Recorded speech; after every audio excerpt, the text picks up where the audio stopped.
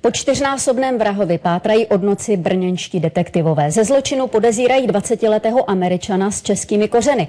Podle všeho zabil příbuzné v domě, kde bydlel. Pak se ho pokusil zapálit a utekl. Podle policie má u sebe zřejmě zbraň a je nebezpečný.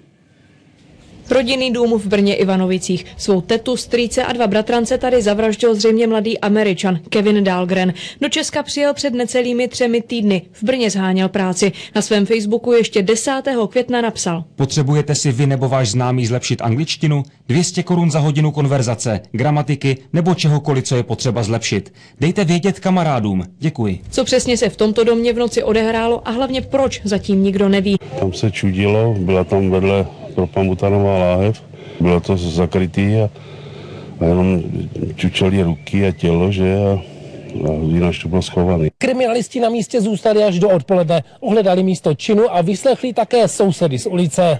Desítky policistů zároveň začali pátrat po podezřelém. Podrobnosti 4násobné vraždy zatím nechtějí zveřejnit. Veřejnost pouze varují. Tento muž může být nebezpečný a že z největší pravděpodobností je ozbrojený. Žádáme tedy veřejnost, aby se ho v žádném případě nepokoušela zadržet. Přátelé obětí nechápou, co se stalo. Zavražděná Veronika učila na základní škole. Její manžel Martin a syn Filip hráli ve známé brněnské kapele. Dnes večer měli mít koncert.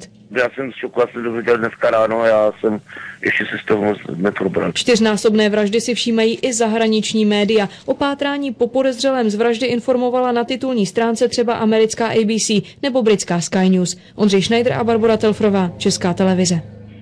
A pátrání po Kevinu Dahlgrenovi sleduje celý den Eliška Bučinová. Kam tedy, Eliško, kriminalisti pokročili?